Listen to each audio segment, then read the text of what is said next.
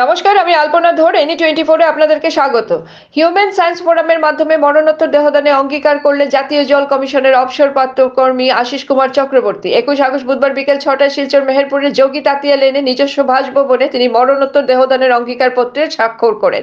সাক্ষী হিসাবে স্বাক্ষর করেন তার স্ত্রী গীতা চক্রবর্তী ও শালিকা চন্দ্রা চৌধুরী। অঙ্গীকার পত্রে স্বাক্ষর করে চক্রবর্তী মহাশয় বলেন, মৃত্যুর পরেও তার অঙ্গ প্রত্যঙ্গ ও মরদেহ চিকিৎসা বিজ্ঞান ও সমাজ কল্যাণে কাজে লাগবে, এই চিন্তাধারা থেকে তার এই অঙ্গীকার। এই দিনের অঙ্গীকার পর্বে ফোরামের পক্ষ থেকে উপস্থিত ছিলেন হানিফ বরবুইয়া, গায়ত্রী দত্ত রায় ও মীনাক্ষী চক্রবর্তী। এছাড়া উপস্থিত ছিলেন মুনমুন দত্ত চৌধুরী ও নন্দিতা চক্রবর্তী। উপস্থিত সবাই আশিস চক্রবর্তী মহাশয়কে সমাজের কল্যাণে তার এই মহৎ সিদ্ধান্তের জন্য সাধুবাদ ও অভিনন্দন জানান। অঙ্গীকার পর্ব শেষে স্বাক্ষরকারীর হাতে অঙ্গীকার পত্রের প্রতিলিপি তুলে দেওয়া হয়। এভাবে আরো খবর পেতে এনি 24 ইউটিউব চ্যানেলকে সাবস্ক্রাইব ও ফেসবুক পেজকে ফলো করে আমাদের পাশে থাকুন।